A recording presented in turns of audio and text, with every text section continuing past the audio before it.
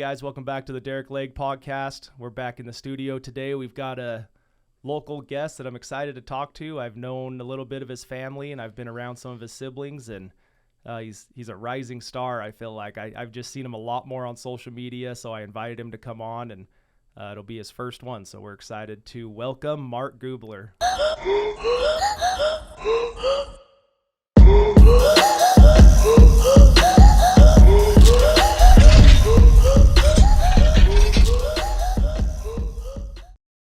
How's it going, man? It's great. Thanks for having me on. I'm really excited. Yeah, I'm excited too. I was kind of telling you, I've seen you the last couple of years because of your brother Eric, and he's been posting like updates with you guys as you were doing like a fitness journey, a workout, losing weight. Mm-hmm. So we'll definitely get into all that.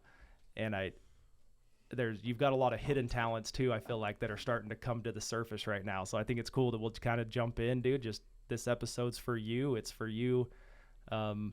You've got kids, so it'll be a cool thing for your kids to look back on, and that's kind of my hope from all of this. So yeah, that's awesome. Just a conversation. We'll see where it goes. Cool. Sound good? Yeah. All right, man. Give me just a little bit of a backstory from you. We don't need to get too lengthy on it. Just where you came from. You've lived here most of your life, if not all your life, I think. Yep. And I'll just kind of let you run on a backstory, and then we'll jump in. Sure. All right. So, I grew up in Santa Clara, Utah, which is right next to St. George, and lived pretty much in the same house all growing up. And the brother you mentioned, did you mention his name's Eric? Eric. Anyway, so grew up with him, and he's been a great influence in my life. When I was 19, that's when I first moved out, went on a mission for the Church of Jesus Christ of Latter-day Saints, and served in Toronto, Canada for 2 years. Came back and almost immediately headed up to Logan to study music at Utah State University, and was specifically in the piano performance program, and ended up getting a master's degree there in piano performance and pedagogy.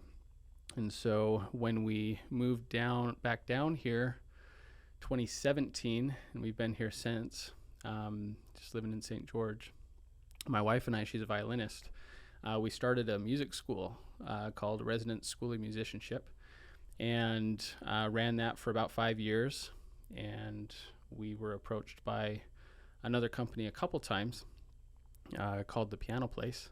Mm-hmm. And about a year and a half ago, we sold the school to them, and they rehired me as the director for the St. George location. I've been working in that capacity for the last year and a half. That's awesome, dude. So for me, like on the outside, I'm seeing all the piano stuff right now, but Dixie's Got Talent, but this has been a thing for your life. Yeah, it's been a thing for my whole life, and I recognize that, I've put a lot of blocks and limits on myself because I haven't been, in the music community. I feel like I'm pretty well known in the teaching community especially, but maybe at the community at large, I haven't been doing a lot of that. I've just kind of been sitting in my studio teaching kids, which I love. Which is great, yeah. But I haven't been doing a lot of outreach, like on social media and stuff. So it's cool to start doing that, and to see that I'm starting to have more influence through that. So are you you're older than Eric? I am older. Okay. And people often think that I'm younger because I'm shorter. That's my sibling. He's a Hulk of a man, so he's a big dude now. Yeah. Yeah. Cool. So let's kind of jump in on the fitness journey, man. I'm curious of like where it started, why it started. I mean, is it just something? I'm very interested because I've been on a diet last 6 months and dropped 30 pounds. And so I want to see like why that was a thing for you. It's not easy. So what kept driving you? What kept reminding you? What kept you on track? So again, I'll just kind of turn it over to you, and just as far back as you think you need to go. Cool. And we'll just move forward. Yeah, I could talk a lot about this. So yeah, that's fine. Tell me to move forward if needed. But so it really happened about 3 years ago. Right around this time, spring of 2021. I was morbidly obese, is what the medical classification is. 300 pounds, about my scale says I was about 47% body fat. And I started feeling some odd feelings in my chest. My heart was like huge palpitations and stuff. And like the first time it happened, it like freaked me out, just because it was like very noticeable. Like, what is happening? It was like flutter, stop, like, whoa. And threw me into my first panic attack. Because I was like, what is happening? Am I having a heart attack? You know, and my mind just starts racing. How old are you now? Right now? Yeah. I'm 34. Okay. So I was about 31 at the time. And so with that, you know, I had my first panic attack, and I went to my wife. I was like, because she's had panic attacks, you know, off and on. And I used to just say, like, you know, it's okay, calm down, breathe, you know? Yeah, worst thing, yeah. So I experienced that, and I went to her, and I think it took me a little while, because I was definitely not one to open up and, like, express, hey, I'm feeling this way, like, you know, I felt like I needed to be the man. You're right? a manly man, yeah. Anyway, so I go to her, I'm like, I am so sorry. You know, I've been experiencing these panic attacks, and you can't shut it off. So I'm sorry for telling you to just breathe and shut it off, right? Just relax. It got real bad. I thought I was going to die. I got to the point where I was having panic attacks multiple times a day, and oftentimes at night I'd lay down, go to bed, right? And I'd be laying there, head on the pillow, and that's when your mind starts to run, right? And like you're more tuned into your body and paying attention, right? And so like these heart palpitations were happening all the time, and I'd have a panic attack almost like every night trying to go to sleep. And there were several times when I remember thinking, I don't know if I'm going to wake up in the morning, right? It got bad, and to the point where I even started like making my peace with death, like I might be going soon, right? And so like my wife didn't like the way I was talking, you know, and you're 31. I'm 31. Jeez. I know. Anyway, so finally, you know, I probably started having those first panic attacks late February, and I wasn't able to get into, you know, I kind of lived with it for a while, a couple months probably. Finally reached out to a doctor, like, let's figure out what's going on. And so about May is when I got in, and he hooked up, is it called an EKG? Like, I think so. Put those electrodes on you. I'm a part-time safe salesman, dude. I'm not sure. That's my wife's world. But it like reads like your brain waves and stuff. But it takes readings, and that's Science. Good, right? Yeah. Anyway, I ended up having a panic attack on the table. Oh, man. While they were taking these readings. And the doctor comes back in with the chart. He's like, you should see the cardiologist. Jeez. I'm like, okay. Well, I was like, thank you, because I want to get to the bottom of this, right? So it was like 2 or 3 weeks later, like at the beginning of June, I was able to get in to see the cardiologist. Man, it takes so long to get these appointments, but and you feel like, I want to go in today. Yeah, I need to get this done. I need to get it done. Anyway, so go in to see the cardiologist. My family doctor was like, I think you might have AFib, which is like not good. And cardiologist says, you know, you were previously diagnosed with AFib, but what you actually have is something called Wolf Parkinson White. And in short, my understanding of it is that it's something that I was born with, and like 1 out of 5 people have it and don't know it. Okay. Right. And it's just simply that, you know, you have all these electrical pathways in your heart, and if you have Wolf Parkinson White, it just means you have a few extra. And if those electrical signals make it down that pathway, it just kind of interrupts the rhythm of your heart for a little bit. And it's not really a big deal. It's just like heart palpitation. But what he said was, the problem is that, your weight is a problem. Like it accelerates or makes this worse, right? And looking at the blood work you did a couple weeks ago, like you are on the path for developing diabetes.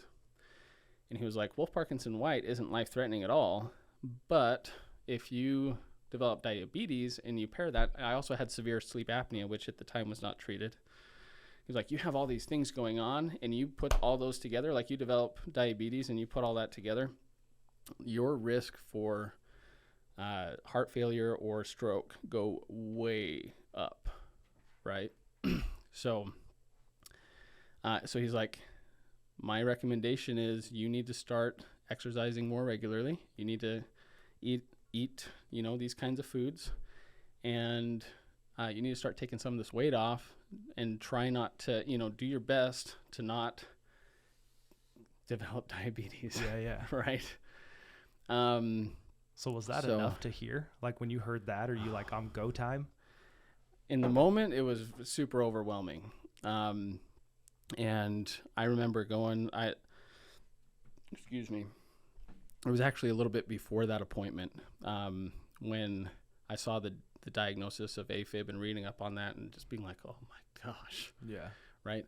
I was so overwhelmed that I remember very clearly, just being driven to my knees, like at the side of my bed, and just being like, God,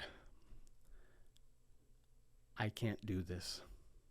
I've been trying to take weight off for a decade, right? So like on my mission, I gained a bunch of weight. I took some of it off afterwards, right? But never really got all of it off, and just fluctuated, trying, and then ended up worse. Going on this diet ended up worse, being really good for a couple months and then ending up worse, right, until the point where I'm like in a real bad spot. And I just went, God, I know I can't do this. I have been trying for over 10 years, and that's enough data to know I am incapable of doing this. And I just said, please help me. Because I'm only going to be able to do it with you. Right? And so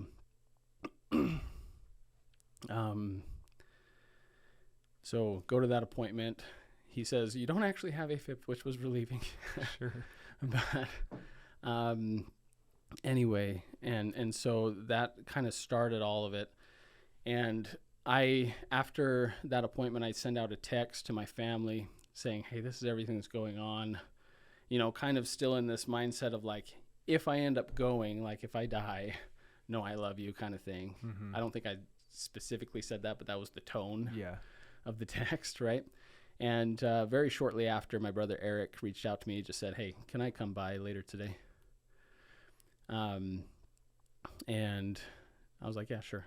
So later that afternoon, he comes over, sits down on my couch. He just says, tell me what's going on, right? And so I just lay everything out, like, this is how I'm feeling. This is everything that's going on. This is how overwhelmed I am. And I just don't know if I can do it, right? And I dumped on him for a good chunk of time, right? So and he just listened. Did he have any idea the panic attacks were going on? I mean, obviously the medical diagnosis, and you shared that, but did you know the struggle you were really going through? I don't think so. Yeah. Maybe a little bit. Like my wife knew, and it's been long enough I don't remember the details of something like that, but I don't know if he really knew like the magnitude of. Yeah. I mean, he knew something, or he wouldn't have been like, let's sit down. Right. Yeah. Yeah, definitely from the text at least, but maybe that's when he realized like, oh man, like this is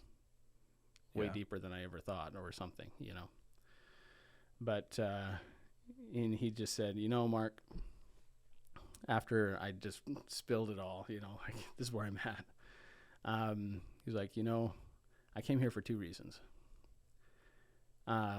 when I read your text, I felt the Spirit speak to me, and it was, number one, you need to go over to Mark's house. You need to listen to everything he has to say. I was totally expecting him to come over to my house and tell me, like, and just start spouting off, like, this is what you need to do, and this is how you need to do it, and let's go, you know, like, let's man up. Right. And, but he didn't do that. And then he said, number two, I feel strongly that I just need to say, you're too young. God wanted me to tell you those two things. And I was like, okay, yeah, I know I'm young, but how? Right. And so then we started talking about, and he started helping me through a lot of this mental stuff that really was holding me back. Right. And that was the beginning. And I kept saying to him, he's like, you need to work out every morning. And I was like, I can't. And that's what kept coming out of my mouth. I can't. And like this reason and that reason, and I can't do it in the morning, but I can. And he's like, no, you have to do it in the morning. Do it first thing. I can't, right? Yeah. And so he kind of helped me overcome a lot of those stories of I can't to like, you can, and people will support you, right? If you tell them what's going on, like if you have these appointments in the morning, if those people really care about you, and I think they do, right? My piano students and stuff, it's like summer by this point. If they really care about you, they're going to hear this and they're going to be like, yeah, what can we do? Yeah. Right? Not a big deal. We'll reschedule. Yeah, we'll reschedule. But in my mind, it's like, I can't let them down. We agreed on this, right? So things like that. And I kept saying out of my mouth, I can't. And so, yeah, grateful to him for helping me start moving through those limiting stories and beliefs. You know, one of the things that I started doing as well was just a weekly post. Like I wasn't a huge social media guy, never really got on it, maybe just to like catch up on people, right? Yeah. But not really to do posts myself. And I started doing weekly posts. And Eric was like, you need to do this weekly as like a way of accountability. And I could see that. For me, it was more of just like, I want to show I'm going to do this. And I want to show just how hard and how long it can take. Because I feel like there's a lot of people who do go through health journeys like this, but they don't say anything. We don't see anything if we're not really close to them until after they've reached the end. Right. Right. That's what you see. That's what you see. And so it's like this instant gratification kind of thing. And I was like, I don't want to be like that. I want to help. I want to give and show people the process, right? What does this take? And anyway, so for the first 10, 11 months, you know, worked out at Eric's house. You said you saw posts and stuff. He used to do updates and stuff. Well, it was cool because it was like how proud he was that you guys were doing it and that you were doing it. So that's what I pulled from it when I started seeing those posts. I was like, this is cool, man. And I assumed you were older. I wasn't sure. And I was like, he's like being able to pump up his older brother on all of this. And it's an accountability thing, but also like he was proud of you. Yeah. Right. And I felt that. Yeah. And he was a huge strength to me. Still is, you know, especially in the beginning though. I leaned on him a lot. And my wife. So first 10, 11 months though, like I the first 4 to 6 weeks, I dropped like 15 pounds pretty quick. And then I stayed there for like the next 10, 11 months. Wow. But to me, it was like, it doesn't matter what the scale says. Right.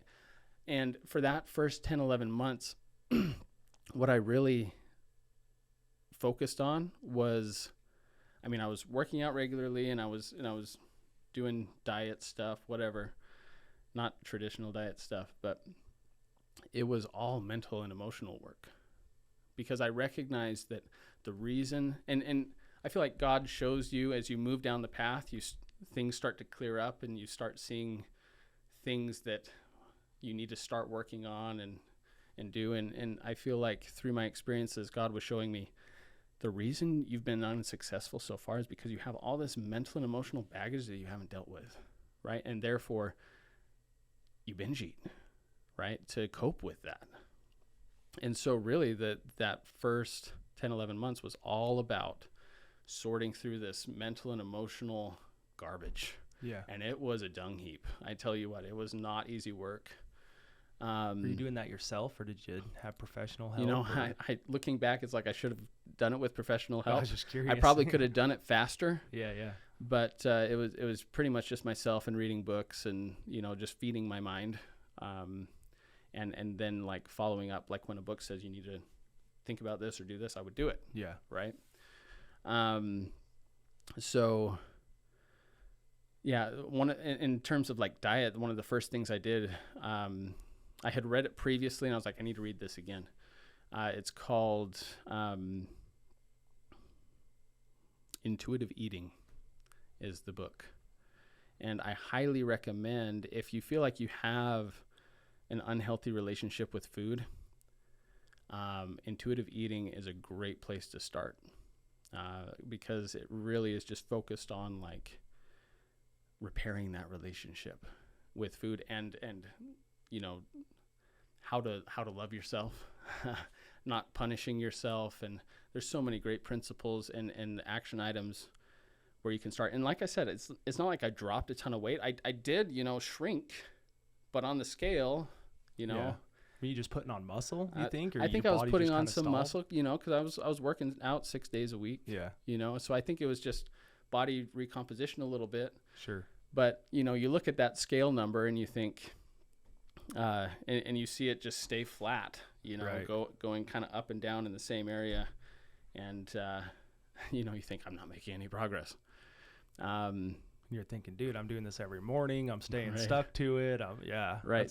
I mean, that right there has got to be a mental stretch for sure. It is. And, you know, it's, I don't know if I've ever really truly overcome that. I've gotten a lot better at it, you know, and recognizing that, hey, this is just what happens. Right. But anyway, so at that point, you know, I feel like God really put a lot when I was ready to move forward or for a new thing, he would put these things in my path, you know, and I felt like my job was just to stay open and accept whenever he did that. Yeah. Right. Accept the change. And so Eric went to an event called The Program for the first time. He's been to a few of them. And that was like the spring after. So about a year later after my, you know, after our starting point. Yeah. He went to an event called The Program and had an incredible transformational experience there. And one of the other people who participated in that event, his name is Eddie Gomez, fitness trainer. And through that event, it's like a 3-day event. Eric told my story, like, man, my brother, he's doing this, you know, and proud of him, you know. And Eddie ended up approaching Eric, just being like, man, I really connect with your brother's story. I want to help him.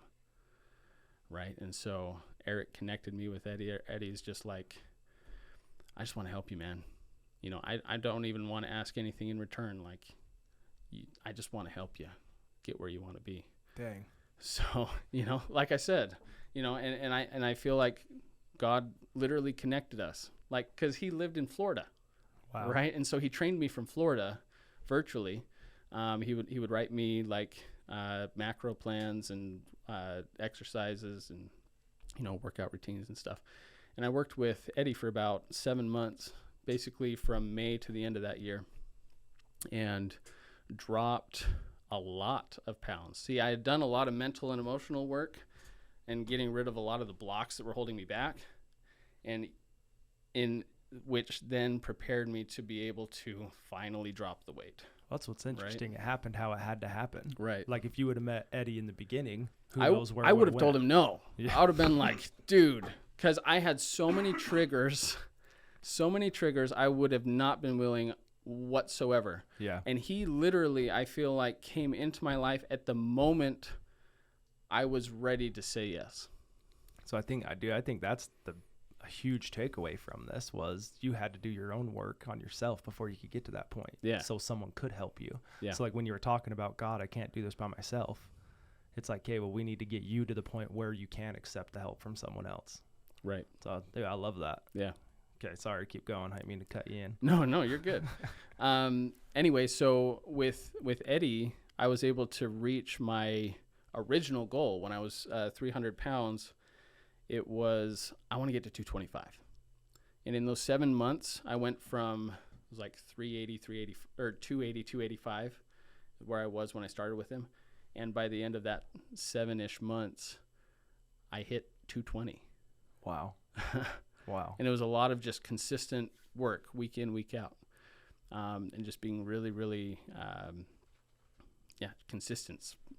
Huge word there. And then I was like, okay, I feel like I need to take a break. I was actually feeling at that point a lot of anxiety because I was like, I've taken all this weight off. I hit this original goal. Another original goal was I want to be able to do a pull-up, right? And I have videos of me trying to do a pull-up and not even coming close, right? And then at the beginning of that year before working with Eddie, so this was 2022, right? At the beginning of the year, I still couldn't do a pull-up. But I said, I'm going to do 10 this year. Love it, What? though. I love it, though. In December, not only did I hit and go a little past that 225 goal, but I did 10 pull-ups. Nice. And that was insane to me, like mind-blowing, like I was on top of the world. But I started in hitting those goals. That's one thing that I'll say is one of the mistakes that we make in having big goals like this is we make it a finish line. There's never a finish line. It's got to become part of who you are, right?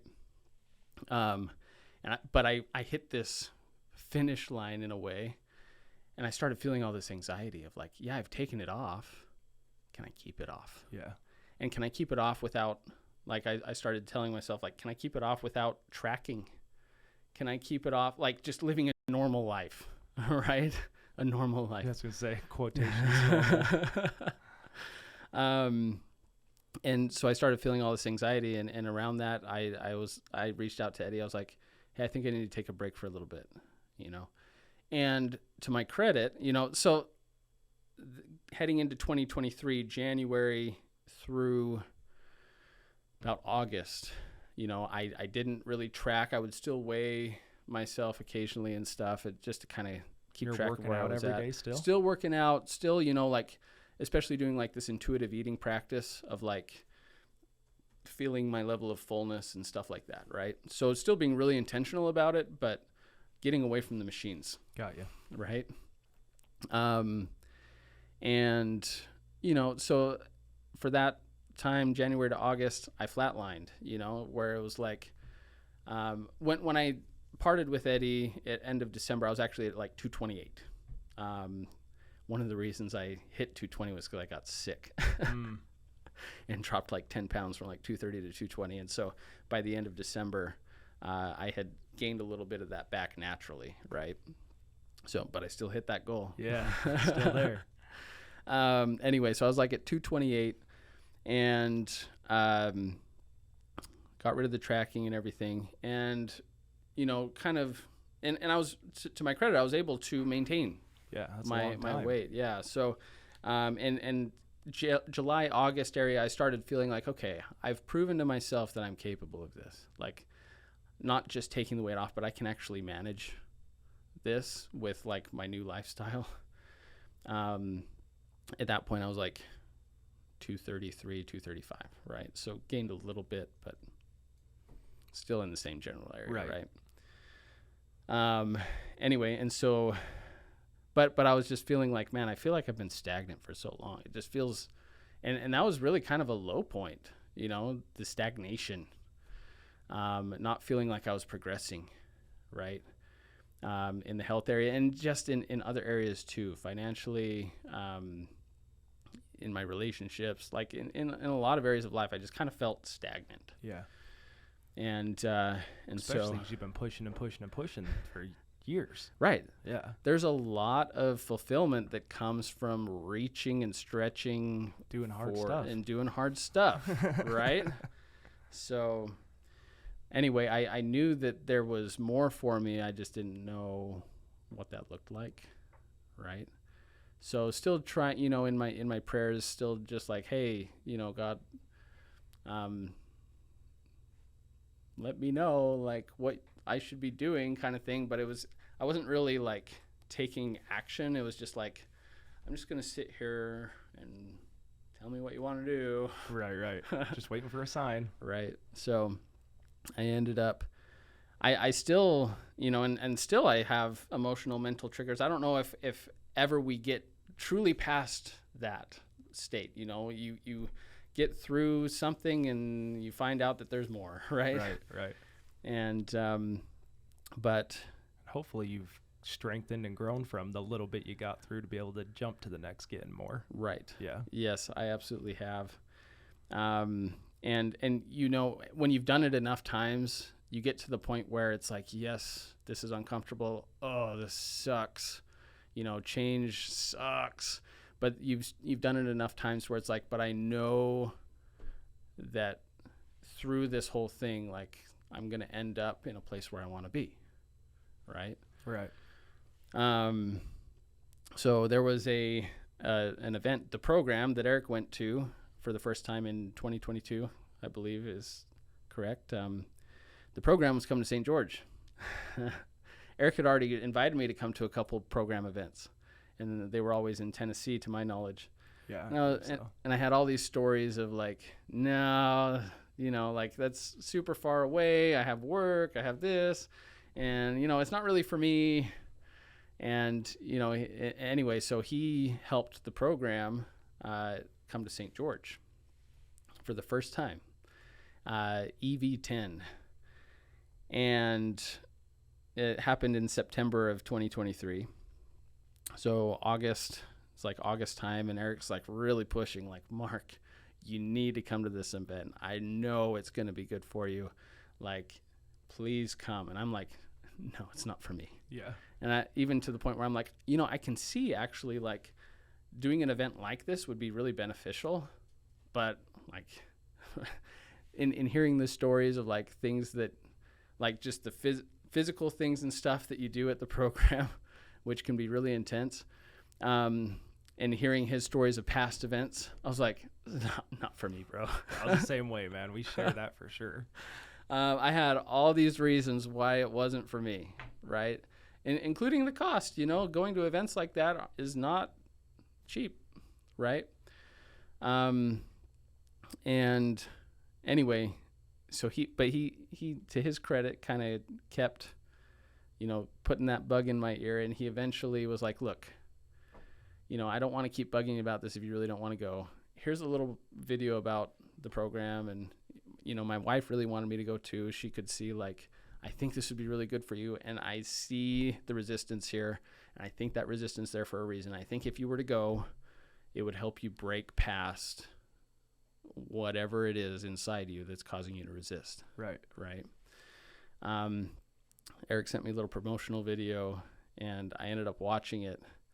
I think the whole time in my heart, I knew that I needed to go, but I had all these stories of why, like fear.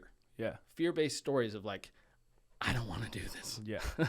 Well, when you see some of the physical stuff they go through, and so I've been through the program too. Now I went to EV11, and I was the same way. I was like, I don't know if I could go through all that physically, like the circuit.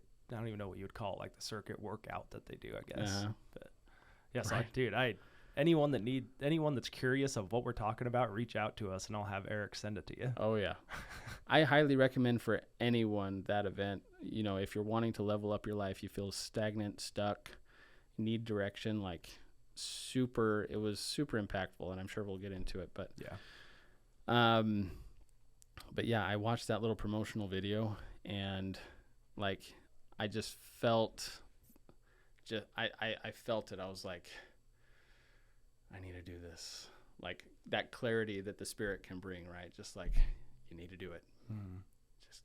Just do it. And so I was like, okay, before I can change my mind, sorry, I keep hitting the table here, but before I can change my mind, I'm just going to drop the money. I'm going to message Eric and say, I'm coming. I'm in. And that's literally what I said, actually. I dropped the money. I took a snapshot of it. I sent it to him with the words, I'm in. And I think I blew his mind because he was like, no way, Mark's coming. Well, right? He was like, one more try. I'll ask him one more time. It sounded like he was to that point where I think like, so. Yeah. I think so. And maybe not, but only ever really know if you ask him. But anyway, so I went, and I even recorded a video that I posted on Facebook. I didn't even have an Instagram account at that time, of just like how stressed I was. It was like the day before, and I was just like, I am so stressed. And some of the things that I said that I remember saying was just like, I think one of the reasons I'm feeling all this anxiety is because I know that going to this event is going to require me to change. Mm-hmm. And there's only two options that I can see. Either I'm going to see my potential, and I'm only going to have one of two choices. Well, only going to have two choices, right?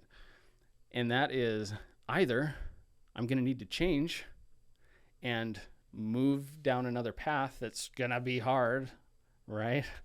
To grow, or I'm going to see that potential that I have and turn my back on it. And that involves pain too. So I'm feeling all this anxiety because there is pain involved either way. Or I could just have a normal Tuesday, Wednesday, Thursday and go to work. But even then, I feel like that's in knowing that I needed to go and not knowing why yet. That's still the pain of turning my back on it. Right. Because it's like still living it. I probably would have still continued living in this state of stagnation and feeling unfulfilled and everything. And just having that nagging of like, man, if I would have just gone, Sure. I wonder what would have happened. Right. So it's like, there's pain either way. Yeah. Choose your pain. Right. But it just caused a lot of anxiety and fear inside of me. Yeah. Do you want to be intentional and grow? Do you want to have that pain of growing and being intentional, or do you want to know the potential you had and turn your back on it? That's tough. That's tough, man. That's a strong way to look at it. Right. But I mean, in the end, we all have to make those choices. Yeah. Right. I mean, every single one of us is faced with those choices, and all of us at different points in our life choose either path. Right. Right. And I think all of us can relate and to what both of those paths look and feel like. Yeah, and it can be on any level. I mean, it could be anything from like not going to piano practice all the way up to making this life change. Yeah. And so anyone's gone through those things. So anyone knows what you're talking about right now, just on different levels. Right. Yeah. 100%. But I felt the same way, man. And you corrected me on one of the chats in the program. I was saying, man, I've just never been a gym guy. Oh. And then Mark jumps on me. I forgot about that. Yeah, I did it. Mark jumps on me and says, well, that's the stories you're telling yourself. Like, you are a gym guy. You need to start telling yourself you are a gym guy. And I played sports growing up. I took like weight training in high school, but that's it, And since high school, I've probably been in a gym 5 times. And I was always just very active. Mm-hmm. And then when I got married, I started putting weight on. I'd started working 2 and 3 jobs, and I've done that the last 12 years. And the last few months, I kind of hit the same thing where I was like, hey, something's got to change. I've got a 3-year-old. I can't even keep up with him. Like, I can't even get on the ground to play with him. And my back hurts all the time. That's my story that I tell myself is, oh, it's my back. But if you go tell me that there's a 4-point buck on top of that hill, I'll throw my backpack on and carry the gun all the way up there. But if you want me to get on the ground and play with my kid, my back hurts. Right. And so that was like my story, dude. So going through the program, I felt the exact same thing. I'd echo everything you just said. I'm like, okay, the workout, I don't even know if I could do the workout. And I showed it to my wife. First thing she says, she's like, "Wait, is your back going to hold up?" Yeah. And I'm like, there's only one way to know. And if I remember right, I went to day 3 of that event to spend time with you guys. You were the one that back had was jacked. Like your back literally, like the 3rd day, you weren't able to take part in the activity, right? So that first like circuit thing, to me, dude, I mean, that's probably the most physical exertion I've had in my whole life. Hmm. And so like going through that, but I just kept telling myself, I'm like, it's not a race. Just get it done. It's not a race. And like everyone's passing you, you know, I'm like the last 5 or 6 guys. And then everyone, and maybe we can get into that later, but just how everyone else came and helped me get through it. That was that's what gave me a breakthrough. And so maybe we'll touch on that in a minute, but Yeah. like going through that whole circuit, when I got done, I was like, okay, I did it. Yeah. And like, yeah, my back's a little tight, but like, I'm okay. And then it was the next day that got me. it was the fireman, fireman squats or whatever they made us do. And so I had a 230-pound dude on my back trying to do a squat, and that's what got me. Yep, that'll get you. But then at the same time, through all of that, like I went and told Nick Alfano that puts all this on. I went and told him, I said, dude, I don't want to go home. And like, I'm not going to go home unless you make me go home. And he's like, no, dude, if you can still be around and learn and be in the classes. And I literally had to get carried like into the classroom because I couldn't walk. And I had like it hit me of like, here it is. This, you know, I knew my back was going to give up, and I started having this pity party for myself. And they went on they did this walk hike around, and they had everyone blindfolded, and you held the guy in front of you. I don't know if we're supposed to be giving out a ton of this stuff, but and I couldn't walk the same speed everyone was walking, so I just like slowly followed behind them. And the uneven ground, like a misstep would like shoot a little pain in my back, and I just started crying, and I was like, dude, like this is why I didn't want to come. This is why my back. And dude, Chase Frost pulled me aside, and he's like, how you doing? And I was like, dude, my back just hurts. And he called me out, man. He's like, this ain't your back. He's all, you're out there walking, it ain't your back. And he's like, what's going on? And he broke me down, dude, like right there in everyone else was still walking around the building. I went and sat inside, and what he told me was, he's like, what's that story you're telling yourself right now? What are the things you're telling? And so I started telling him. I'm like, dude, I can't do these things because my back's jacked. I know it's the story I tell myself, but I don't know how to get past it. And I'm like, and then I start thinking I'm a puss because I can't do it. And then I start getting all this negative talk, and I'm telling him like all the negative things I'm telling myself in the moment. And he's like, you got a son? I was like, yeah. He's all, tell me about your kids. So I start telling him about my 3-year-old William, and he says, would you murder the guy that said any of these things to your son? If you knew someone was talking to your son the way you're talking to yourself, what would you do to that guy? I was like, yeah, well, I put him in the hospital, like at minimum. And he's like, well, there you go, man. Like, why are you telling yourself something that you wouldn't want your lineage or anyone else to be passed on to? And it hit me, and I was just like, dude, you're freaking right. Like, and he's like, I'm not saying you can't sit here and like cry and have a moment. He's all, feel the moment you're in, be in the moment, man. But like, you got to move past this. You can't keep telling yourself this story. He's also, next week, I don't want this to be the same story, dude. And he hit me, man. Like I like hugged him, and I'm like, thanks, dude. I'm over here. I don't want to leave, but I feel like I'm being a bitch and all this stuff. But at the end of the whole thing, I went up to Chase and hugged him. I'm like, dude, you changed my life, man. Like I've never put that kind of thought to it. And yeah, so going through that, I saw the workout stuff too, and I'm like, I don't even think I could do that. And the crazy thing is I did. And then it was the next day, the next step of when I was more stiff, that's what got me. And I just wasn't being as careful. But I'm grateful that Nick let me stay, because I thought for sure there was going to be like, hey, man, if you can't participate, you got to go. Like, I thought that's what it was going to be. Nick is such a great guy, and he has such a big heart. As you're talking about this, it reminds me of something, if you don't mind us taking a tangent. I remember that first summer back in 2021, working towards health, and something, it relates to something that Eric actually told me just quite recently. I was telling him, like, oh man, life is tough. I'm working through all this stuff, right? I'm really trying to push and achieve these things. And he was like, Mark, someone told me this, I'm going to pass it on to you. And that is that energy doesn't speak English. Right? And that hit me. And it occurred to me, you know, so I had studied a lot about law of attraction, and attracting to yourself the things and shaping your reality around you. And then he said that, and I was like, you know, that rings true, because what I'm experiencing is I'm saying I want this in my life, but my energy and how I'm feeling is really low frequency energy of like, I don't have that in my life. Life is hard right now. You know, my back hurts, what you're saying, right? I remember 2021 in the summer, Eric wanted to go out with my family and I. He had some sea-doos, go out to the lake and have some fun, right? I had just finished a full week of like piano camp at the university, and I was exhausted, right? And the story that I was telling myself was like, I need to rest.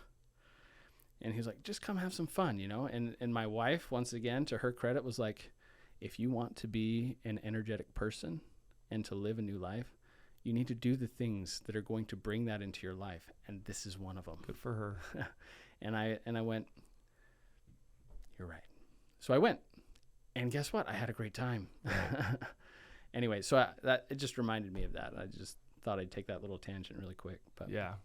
Let me kind of switch gears on this. So going through all this, though, and I kind of have a common theme on the podcast where I'm always like, what does your kids see? What's your kids learning from this? What are they even aware of what's going on? And I think for you, it would have to be, because you look like a totally different person. So what do you think? So you have 4 kids, 5 kids, one, how did you say it? One angel baby. One angel baby. Yeah. 4 with us. Yeah. And what do you think they're getting from this? Do you think that they're aware? Do you think have they said anything to you? Some stuff you've got from that? Yep. One of the most powerful times, I think, was when I had lost enough weight. My oldest, she would have been probably 9 at the time, came up and gave me a hug. And she went, Dad, I can touch my hands. I can reach all the way around you. And that was a powerful moment for her and for me, I think. I mean, the fact of the matter is, everyone's probably heard this many times, like, our kids notice more than we think. Sure. Right? They see everything. And, you know, they don't always say, we don't always see the impact, but I do feel, you know, in moments like that, but just day to day, them seeing their dad go through this and work through this day in and day out and say no to things and say yes to other things, and like, and just to do everything that I'm doing, it absolutely has an impact on them. And even, you know, so, living at home, we have 3 daughters and a son, right? My son's the youngest. He's 3. Who knows? He's seeing everything, right? I don't know what he's processing and what he's not processing. But, you know, but even in my daughter's eyes, you know, I think in the way that I'm living my life, I'm giving them example of the kind of man that they want to end up with. Yep. Right? What does Nick say? Nick says, your daughters marry you and your sons become you. Is that right? Yeah, exactly. And so, you know, if that's true, it's like, then there's some motivation right there to keep pushing, to keep trying, and to show through example what is possible when you really live your life intentionally. So do you think that, I mean, a lot of this, obviously you saw the health risks coming, but why was that scary to you? Like, you didn't want to die? Or was it leaving your wife? Was it leaving your kids? What's that driving factor off of that? Because it sounds like you almost came to grips with, like, hey, if this happens, starting to have those conversations. Yeah, you know, it was really, and I had really kind of made peace with it, of like, it's my time, right? Yeah, 31. Yeah. I don't know when it's going to happen, but it's going to happen. You know, it's kind of silly, but there was just an image that came to my mind of like imagining my wife with another man. That's right? what it was. She was 28 at the time, right? It's like, of course she's going to get remarried. Sure. I would want her to if I'm gone. And I would want her to be happy. And then just kind of like imagining myself on the other side of the veil, as we call it in the church, right? Like just imagining myself with the opportunity to watch my family's life and to watch, and I pictured myself watching my wife be happy with another man. And that hurt. Yeah. That hurt me because, you know, it's like if I was to die young and it was out of my control, I can live with that. And I could be happy for her and everything else. But it's like, this is within my control. And if I die and I'm on the other side watching her, and like, I think I would be in a state of hell because all I can see myself thinking is, I could have prevented that. That could be me. Yep. Right. Yeah. So it would have been hard, but I could have done it. Yeah. Yeah. Why didn't I do it? Right. Yeah. That would be a huge thing. I think even having your kids think, man, Dad could have done something and did it. Yeah. I think that would gut me. It would have had such an impact on them had I died. And, you know, like, yeah, what example am I leaving? Right. Exactly. And now those kids have grown up looking at Dad, knowing he can do hard things. Yeah. And so it's like, I feel like it gives them permission now to know, like, well, my dad's gone through these things. My mom's gone through these things, business owners, sold business, all this stuff, but he couldn't get past that. And so now they can be like, dude, my dad can do hard things, and it gives them permission to be able to do hard things. Right. And they still have to make the choice, right? Yeah. But at least they know it's possible. Right. You know, and Dad's a human just like I am, type of thing, right? Mm-hmm. No, I love that, dude. Let's talk a little bit about Dixie Got Talent, and then we'll kind of wrap this thing up, dude. I want to know why this came about, how it came about. It's such a cool thing, and I just thought it was like a niche of your life. Apparently, it's a large part of your life. I just didn't know. So maybe just kind of talk about, where was it a goal, where did it come from, and how it happened? You know, so a lot of my recent efforts professionally, you know, in getting myself more out there and increasing my influence in the world of music, has come from the program and getting, once again, like, in going to, and this can be another episode, I guess, you know, like talking about the experience at the program. But, and I continued with the program. We're both in the program for a year. But anyway, as part of that whole process, I've been working on overcoming similar limiting beliefs and mentalities around the world of finances and work. You know, I can't do this. I'm a musician. I can't make this much money, right? There's so many stories that have held me back, and I'm working through all of that right now in very similar ways as this health journey we've been talking about. And putting myself more out there and not giving into perfectionism, which, you know, like, it must be perfect or it's not worth it, which then causes me to not ever try. Yeah. Right. Anyway. Paralysis by analysis, man. Yes. Oh, I suffer from that. Much less so, I feel like, in the present. But anyway, so the whole Dixie's Got Talent thing was really just, so I've actually, this might be unbeknownst to some people, but the last 3 youth winners, well, not this current one, so previous years, because the current youth winner of this year was a dancer. Okay. I didn't have any students in it this year, but anyway, the previous 3 youth winners 2 of them were current students of mine, and one of them was a former student of mine. So I claimed 3. That's awesome. And so I had 3 students go in and win. And so, you know, in that process, it's a natural thought to see the banner auditions happening, right? Be like, maybe I should do it.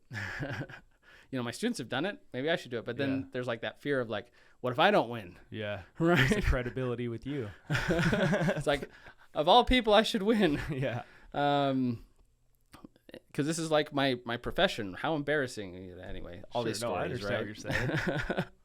Anyway, so I saw the banners around like November-ish, October, November, just driving around town of this previous year, and went, you know, I should probably do that. You know, I was thinking about like expanding my influence and writing music more and doing that. That's a completely other story even. But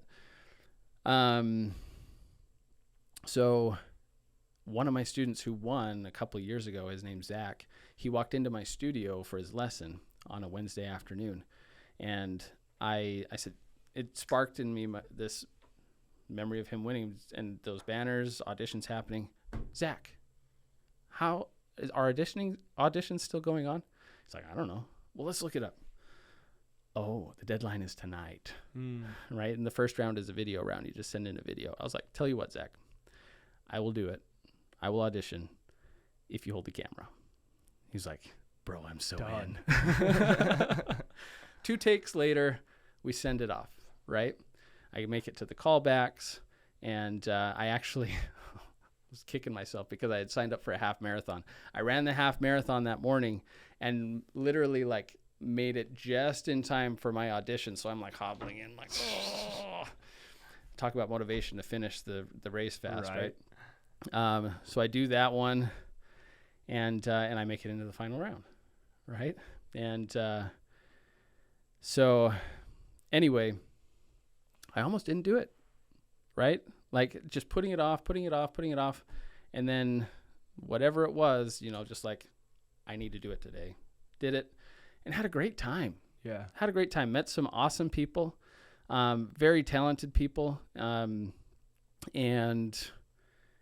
it was just a blast. And I'm like, I almost blocked myself from doing this. Right. All those Again. experience never would have happened. Never would have happened. And, through the process in preparing for that even, so I actually played an original mashup of, in the final round, I mashed up the song Eye of the Tiger with Thunderstruck, put them together in the same arrangement. Fun little song. But I every morning I meditate now. And in as part of that meditation, I would imagine myself on that stage and just standing there, having the lights and just feeling that feeling of being on stage and hearing the announcer say my name. And the winner of Dixie's Got Talent is Mark Gubler, right? And I found myself in that moment eventually on the stage. They're about to announce the winner.